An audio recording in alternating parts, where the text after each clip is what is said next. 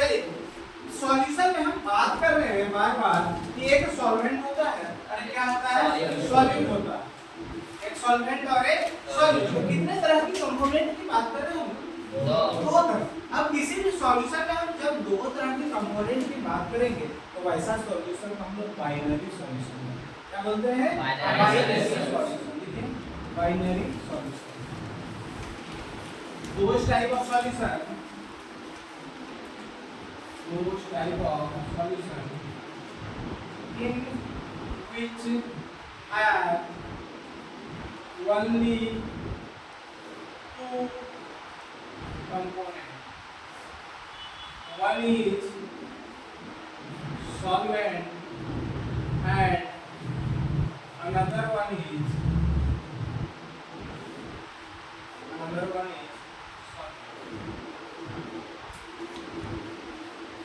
Binary solution किसको बोलेंगे? जिसमें सिर्फ और सिर्फ दो कंपोनेंट है, उसमें से एक सॉल्वेंट रहेगा दूसरा सॉल्यूट।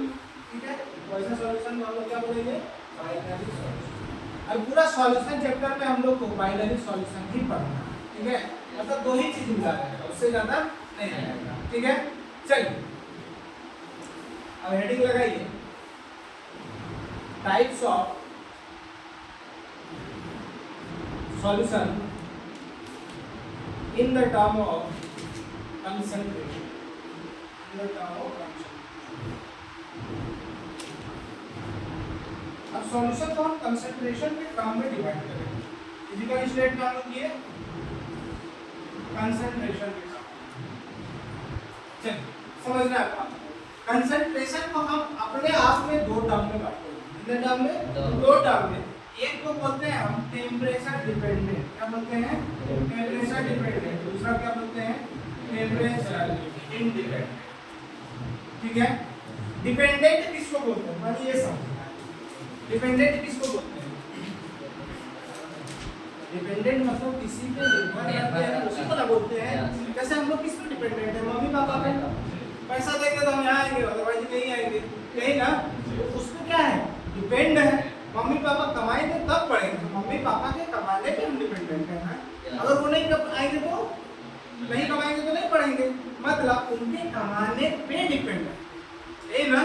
मतलब वो जो करेंगे वो मेरे पे निर्भर करेगा। भेजेंगे तो आएंगे, नहीं भेजेंगे तो नहीं आएंगे।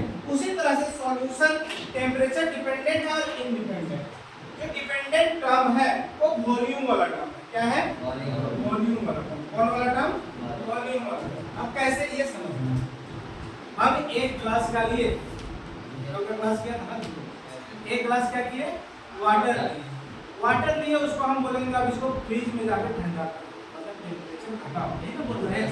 हम क्या किए? फ्रिज में डाल दिए। तब तक उसको फ्रिज में जाएंगे जब तक वो बर्फ में बर्फ बन जाएगा तो हम देखेंगे कि ग्लास थोड़ा सा नीचे आ गया है। ग्लास से क्या पूरा जितना पानी डाले तो उतना पैक हो जाता है, थोड़ा सा नीचे आ गया तो क्या हुआ? उसका वॉल्यूम घटा। कब? जब टेम्परेचर हम घटाए। अब दूसरे केस में लेते हैं हम, एक पूरा ग्लास से भरा हुआ आइसक्रीम, पूरा ग्लास से भरा हुआ। अब उसको हमको क्या करना है? हीट करना है, लिक्विड करना है।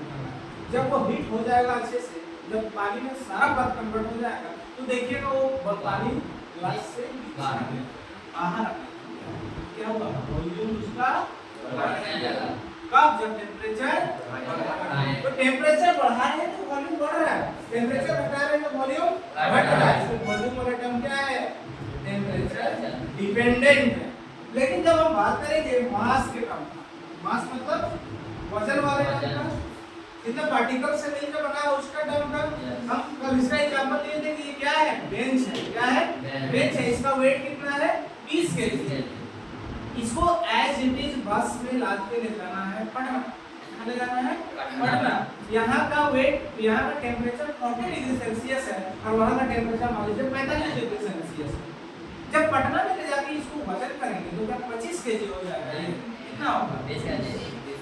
18 केजी भी नहीं होगा। मतलब टेम्परेचर ना तो मास बढ़ा ना तो घटा।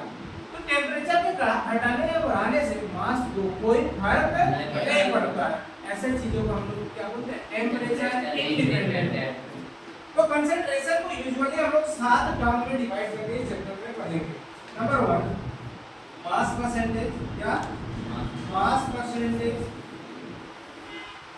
इसको हम लोग डिनोट करते हैं W बाय W से। Number 2 volume percentage V by V। Number 3 mass by volume percentage, इसको डिनोट करते हैं हम लोग W बाय V से। नंबर 4 टर्म है पार्ट्स पर मिलियन,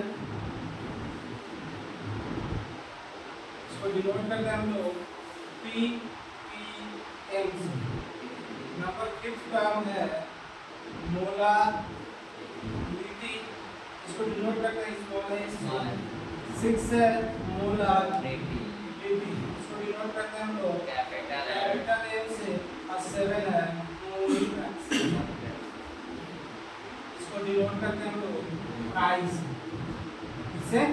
ऐसे ऐसा निकल जाता है, कुछ क्या प्रोनाउंस किया जाता है, ठीक है।